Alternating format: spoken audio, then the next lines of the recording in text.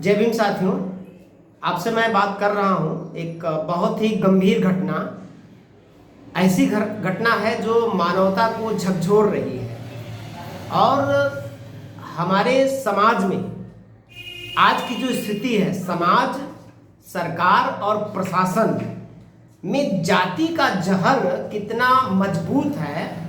और आज भी जो न्याय की जब हम बात करेंगे तो न्याय की बात में जाति का जहर इतना मजबूत है, ये हम आपको बता रहे हैं। जो लोग कहते हैं कि नहीं अब जाति का जहर कम हो गया है, उनके सामने ये जो घटना, जिस घटना का मैं जिक्र आपके सामने कर रहा हूं, ये घटना बहुत साफ तस्वीर बता रही है कि आज भी समाज में जाति का जहर बहुत जबरदस्त घुला हुआ है।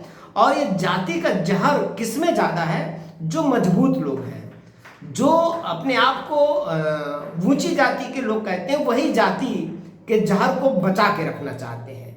घटना है 19 जुलाई 2022 की रात 2 बजे, जनपद देवरिया मदनपुर थाना है। एक लड़की जो अनुसूचित जाति की लड़की है, धोबी बिरादरी की, वो शादी उसने लव मैरिज किया। लगभग 5-6 साल पहले उसकी शादी हुई और शादी जिससे उसने किया वो लड़का राजपूत है।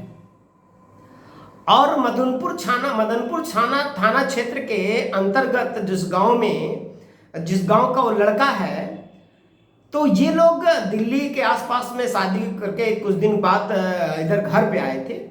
तो जब से शादी हुआ, उस लड़की ने जब से शादी किया क्षत्रिय समाज के लड़के से, तब से लगातार उसके लड़के के परिवार वाले, जो उनके घर के लोग हैं, जो उनके रिश्तेदार हैं, उनके मामा वगैरह हैं, ये सारे लोग लड़के पर दबाव बना रहे थे कि लड़की को छोड़ दो।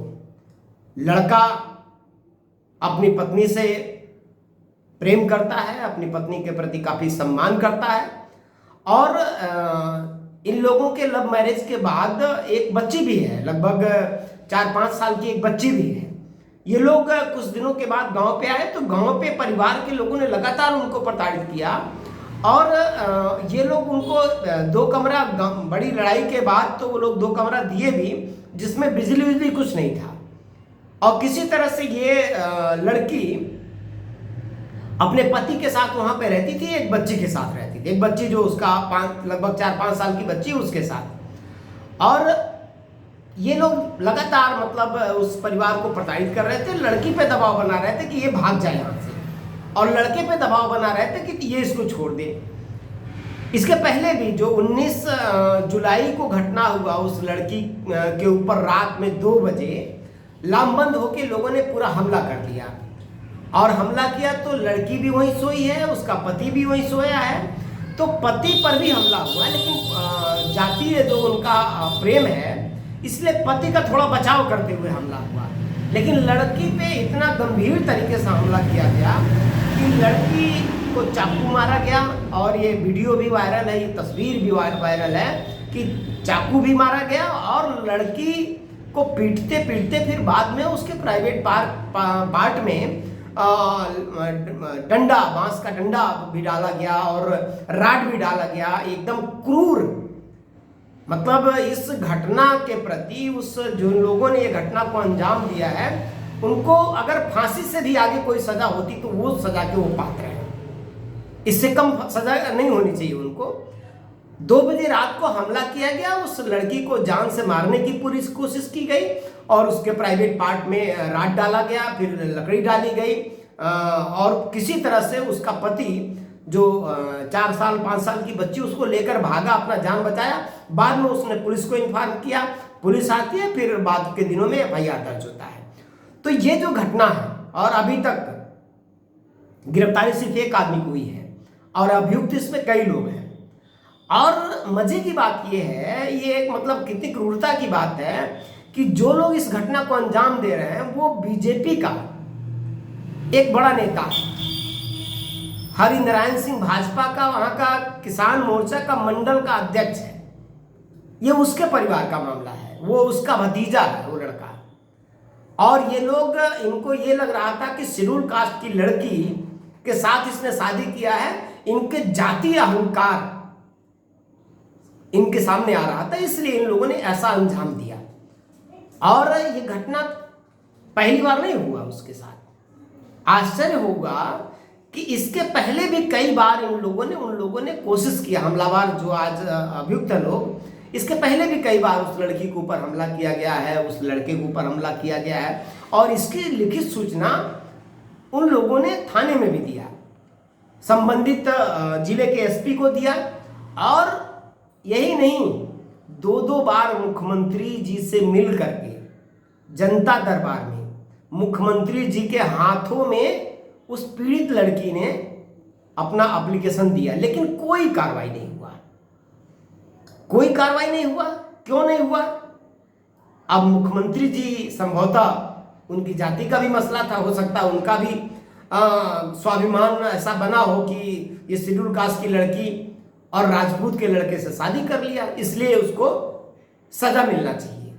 ये दोहरे जो चेहरे हैं सरकार के और प्रशासन के और समाज के, ये तीनों जो ये यूनिट मानिए इनको, ये तीनों यूनिट का जो ये 3 वर्ग है, प्रशासन, सरकार, समाज, इनका असली जातिवादी चेहरा सामने आ गया है। इसलिए उस लड़की को न्याय नहीं मिला कि वो लड़की अनुसूचित जाति की थी, उसको बार बार मारा जा रहा था, उसको बार बार पीड़ित किया जा रहा था।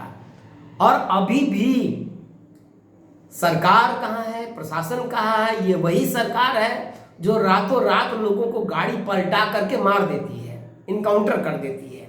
ये वही सरकार है और कहती है कि हम बहुत ही न्याय करते हैं। आप सोचिए कि एक लड़की, ये समाज के लिए कितना दर्दनाक घटना है और कितने शर्म की बात है। किसी भी समाज की लड़की हो, उस दलित की लड़की है, मैं इसलिए सिर्फ बात नहीं कर रहा हूँ, किसी भी समाज की महिला है, लड़की है, सबकी आबरू, इज्जत, मान सम्मान एक जैसा है। सबके मान सम्मान का ख्याल करना समाज की भी जिम्मेदारी है, प्रशासन की भी जिम्मेदारी है और सरकार की भी जिम्मेदारी है।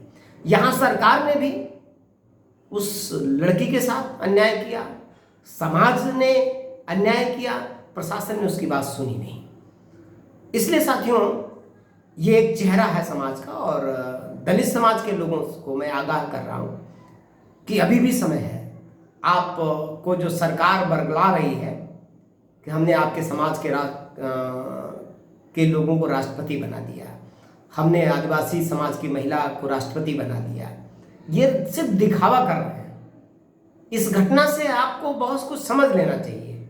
ये दिखावा वाला जो चेहरा है इनका, आपको समझ लेना चाहिए कि सिर्फ और सिर्फ ये दिखावा कर रहे हैं। इनके दिखावे वाले चेहरे को समझ लेना चाहिए। मेरी मांग है, अम्बेडकर जन मोर्चा की ये मांग है कि तत्काल प्रभाव से जो लोग भी दोषी हैं, जो लोग भी आरोपी हैं, उनकी गिरफ्तारी होनी चाहिए और गिरफ्तारी करके इसी लगे ट्रायल करके उनको सजा दिया जाए।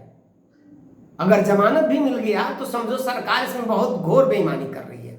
सिर्फ इसलिए बेईमानी कर रही है कि यहाँ लड़की दलित है और जो लोग मारने वाले हैं, जो लोग ये जघन्य अपराध करने वाले हैं, जो लोग इतना बड़ा कुकृत्य किए हैं, वो लोग राजपूत हैं।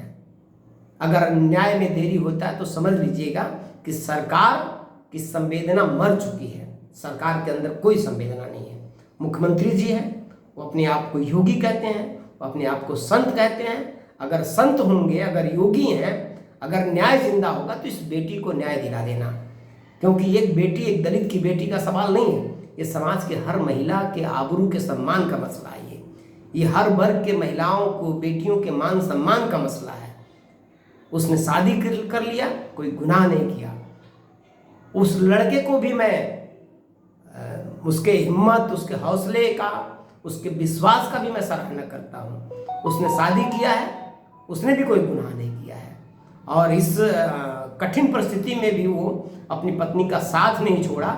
इसलिए मैं उसकी मतलब भूरी भूरी प्रशंसा करता हूँ कि उसने एक अपना जो जिम्मेदारी है वो निभाया है, वो लड़ रहा है। हम उसके साथ हैं, उस पीड़ित लड़की के साथ हैं और न्याय अगर नहीं मिला उसको तो हमें भी आगे कदम उठाना आता है, हम आगे कदम उठाएंगे। जिन भी फोरम पे जाके बात करना होगा हम बात करेंगे, लड़ेंगे। अगर आंदोलन की जरूरत पड़ी हम आंदोलन करेंगे, और जो कुछ भी होगा ये सरकार की जिम्मेदारी होगी। ये घटना सरकार का, प्रशासन का, समाज का चाल चरित्र और व्यक्तित्व, घिनौना चेहरा बिल्कुल सामने ले आके रख दिया है। ये झकझोर रहा पूरे समाज को कि आज भी ये स्थिति है कि एक लड़की ने शादी कर लिया, दलित समाज की लड़की अपर कास्ट के लड़के से शादी कर लिया, तो अपर कास्ट के लोगों को ये बर्दाश्त नहीं हो रहा है और उसके ऊपर हमला कर देते हैं, और हमला करने के साथ उसको चाकू भी मारते हैं और प्राइवेट पार्ट में उसके लाठी डालते हैं। ये कितना अमानवीय कुकृत्य है। ये किसी भी महिला के लिए बहुत अपमान की बात है, किसी भी समाज की बेटी बहन के लिए बहुत अपमान की बात है। हम लोग इस अपमान को सहन नहीं करेंगे, हम इस अपमान के खिलाफ लड़ेंगे। सरकार को चेतावनी है, शीघ्र अगर गिरफ्तारी नहीं होगी तो हम बड़ा कदम उठाएंगे। इसकी जिम्मेदारी प्रशासन और सरकार की होगी, और जो गुनहगार लोग होंगे उनकी होगी। जय भीम।